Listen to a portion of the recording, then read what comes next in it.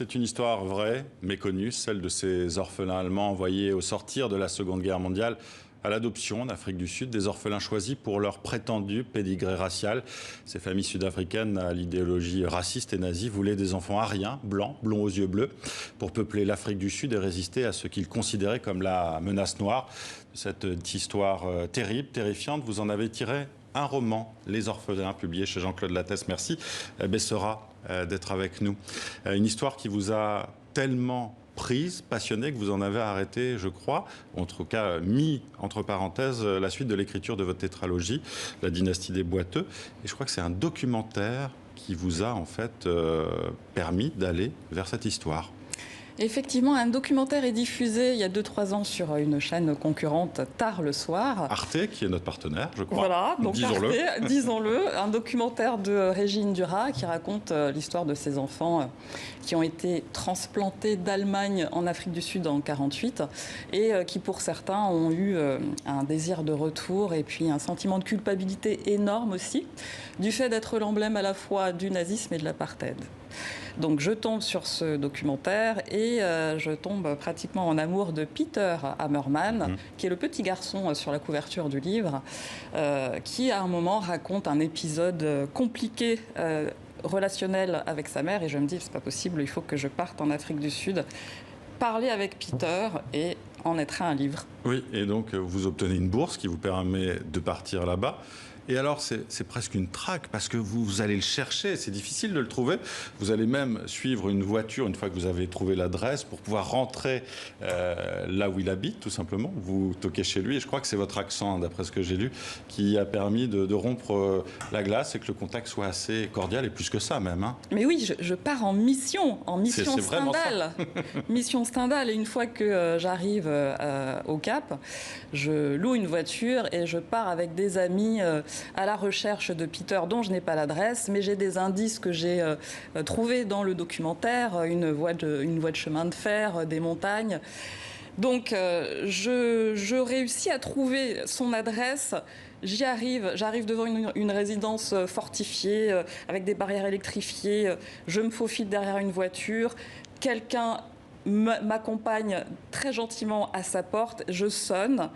Par chance, il est là, et par chance, c'est lui qui ouvre. On vous voit ensemble, là, sur cette photo. Ouais. C'est passé quelques heures après. Et là, je lui dis, dans un anglais un peu pourri, « Bonjour, j'ai fait 10 000 kilomètres pour vous rencontrer. Je m'appelle Bessera, je suis écrivain. » Et c'est le début de cette relation amicale féconde. Qu'est-ce qui a éveillé en vous, justement, l'histoire de cet homme? Pourquoi ça vous a tellement parlé? C'est son regard. Vous voyez, sur cette photo, il a passé 80 ans. Or, dans son regard bleu, il y a encore un enfant de 8 ans. C'est-à-dire que l'enfant de 8 ans, les 8 ans qu'il avait en 48, est présent, ne l'a jamais quitté. Et c'est un enfant qui arrive donc dans un pays inconnu, à 10 000 km de chez lui. On lui a dit qu'il allait être dans une famille bienveillante, aimante, que tout irait bien. Or, quand il arrive, ça ne se passe pas exactement comme il l'aurait espéré. Il s'intègre mal dans cette famille. En plus, c'est une famille qui n'est pas aimante. C'est même une famille qui est relativement maltraitante. En plus, il joue avec les enfants noirs, ce qui est interdit. Et il y a ce désir de retrouver ses origines, de renouer avec ses origines, donc de repartir en Allemagne. Votre roman, c'est l'histoire de deux orphelins, des jumeaux, Wolf et Barbara, un garçon et une fille de 8 ans, justement. L'histoire de Peter, inspire forcément leur histoire fictive à eux et en même temps rattachée donc à l'histoire. Ils sont arrachés à l'Allemagne de l'après-guerre pour être projetés encore une fois, puisque on sait ce qu'a été l'Allemagne de l'après-guerre, dans une situation violente, brutale. Oui, et alors le défi, c'était d'en faire une fiction de manière à incarner la réalité. Parce qu'il y a eu des documents produits sur cette histoire-là. Notamment, un de ses enfants, qui s'appelle Werner Schellack, a écrit sa thèse là-dessus. Il l'a publié en 88. C'est devenu un livre historique qui, malheureusement, a rencontré peu d'écho. Que Peter a et vous a montré, je crois. Absolument. Très annoté par sa fille, hein, c'est ça? Oui, c'est ça. C'est un livre que je voulais trouver là-bas. C'était aussi un des objectifs de ma mission, que je n'ai pas retrouvé, sauf chez Peter. Donc il était là avec des notes prises par sa fille. C'était un moment extrêmement touchant. Et donc la question, c'était j'ai cette histoire vraie, j'ai ces personnages vrais. comment est-ce que je m'en sors, comment est-ce que je raconte cette histoire. Et donc j'ai pris le parti effectivement de raconter l'histoire de jumeaux qui sont Barbara et Wolf. L'un cherchant à s'intégrer à tout prix et donc à plaire à sa famille et à être aimé sans vraiment y parvenir. Il s'agit de Barbara. C'est impossible en fait, hein. Quand on voit ses parents adoptifs. C'est d'autant plus impossible qu'eux-mêmes ne s'aiment pas, si vous voulez. Ils font partie d'une société qui est très stricte, très rigoriste, très austère. Une histoire familiale dure aussi. Hein. Oui, une histoire familiale dure, avec une identité très forte, cette identité africanaire qui s'est constituée au fil des siècles, un particularisme très fort, et puis la peur de la menace qu'il y a autour. C'est ça. Alors, c'est pas seulement la menace noire, il y a aussi la menace anglaise, la menace française, non, puisqu'ils sont d'origine française, mais voilà, c'est une Terre famille blanche, dure. c'est le nom du domaine. Hein, Terre blanche, oui, ce sont des gens qui viennent du Poitou au départ.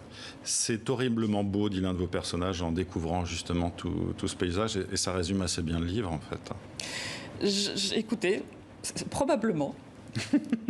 Ces gamins, vous l'avez dit, deviennent les porte-étendards aussi d'une cause qu'ils n'ont pas choisie, cette violence sans nom. Vous l'avez dit, Peter, c'est encore cet enfant. Dans son regard, c'est un traumatisme en fait qui va le poursuivre toute sa vie. Comment on fait pour s'en sortir? Est-ce qu'on s'en sort d'ailleurs? Je pense qu'il y a de la résilience parce que Peter, lui, s'en est sorti. Il a pris son parti de faire sa vie en Afrique du Sud. Il s'est remarié à une femme musulmane après un premier mariage à une femme afrikaneur dont est née sa fille. Mais de gauche et contre l'apartheid malgré tout. Absolument, une musicienne de gauche. Donc voilà, tous les blancs sud-africains ne sont pas des monstres forcément. Mais la culpabilité et la blessure, elle est là, et la cicatrice s'ouvre quand il revient sur ces événements et qu'il les raconte au présent. Donc ces événements sont encore présents en lui. Mais il y a de la résilience.